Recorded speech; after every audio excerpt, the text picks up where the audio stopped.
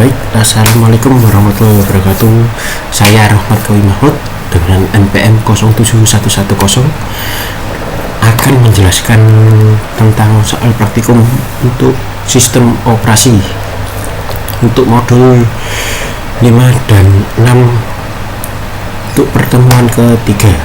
Baik, untuk soal pertama yaitu disuruh menyebutkan dan menjelaskan kelebihan dan kekurangan multithreading.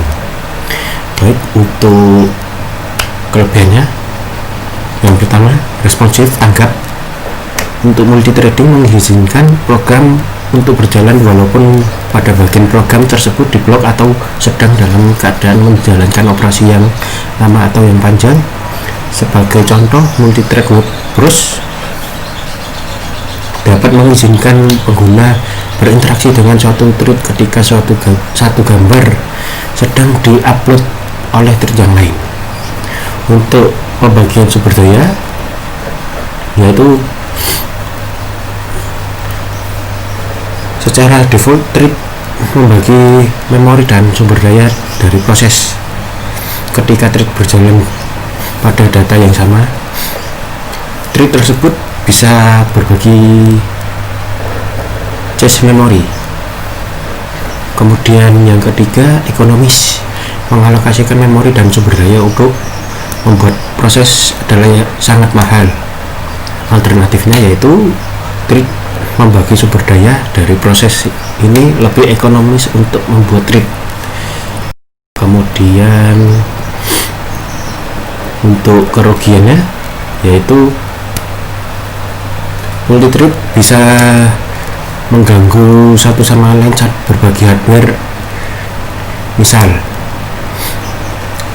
cache memory. Kemudian yang kedua, action time atau waktu proses dari single thread tidak dapat diimprove atau ditambahkan, tapi bisa diturunkan. Ini terjadi karena penurunan frekuensi yang dibutuhkan ketika terjadi pergantian thread yang berjalan. Baik, untuk yang ketiga yaitu harus ada dukungan dari hardware atau software untuk melakukan multithread. Kemudian kita lanjut ke soal kedua, yaitu jelaskan bagaimana cara kerja dari Windows Service. Baik,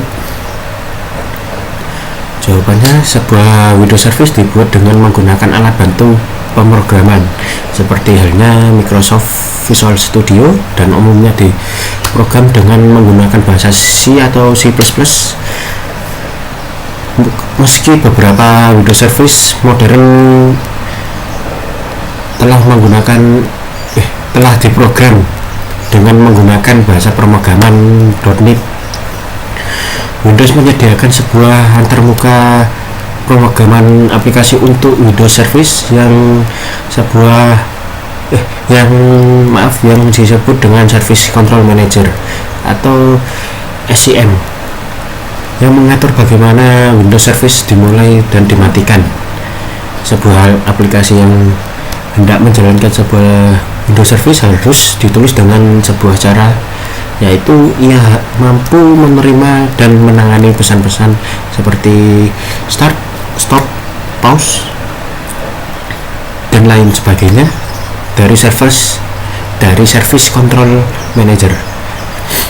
Lalu dalam salah satu atau beberapa panggilan antarmuka pemrograman aplikasi lainnya, nama lainnya dan atribut lainnya seperti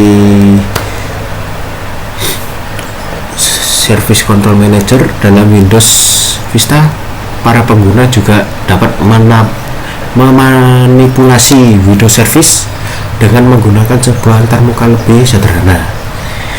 Kemudian untuk soal ketiga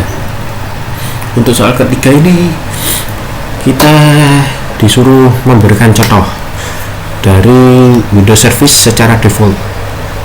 Yang saya ketahui itu yaitu DNS Client, kemudian Terminal Service, Network Connection, kemudian DHCP Client, dan Computer Browser. komputer browser. Kemudian kita ke soal keempat, yaitu kita disuruh membuat program single threading dengan menggunakan bahasa pemrograman Java. Baik, untuk soal nomor 4 di sini saya sudah ada programnya. Saya akan menjelaskan alurnya.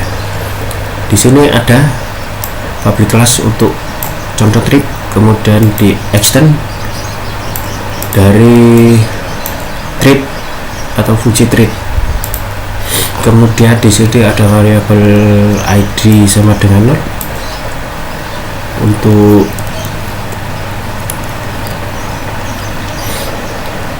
untuk menampilkan nanti untuk perulangannya.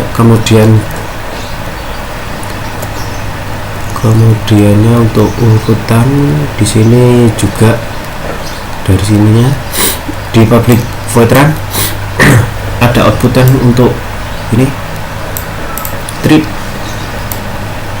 Di sini ada id ini untuk trip keberapa. Di sini dimulai dari 0, nanti dilakukan perulangan di dalam sini. Di sini nanti ada beberapa trip. Kemudian di sini ada hello. Di public static void main di sini perulangannya yang tadi. Di sini sudah saya masukkan untuk 10 i kurang dari 10. Kemudian di sini ada new dari kelasnya i titik start untuk memulai, dan trip slab ini untuk melakukan kayak delay selama 1 detik, kayak nanti muncul dari sini dilakukan perulangan, nanti keluar pertama, lalu delay selama 1 detik, kedua, ketiga, keempat. Langsung saja kita coba programnya.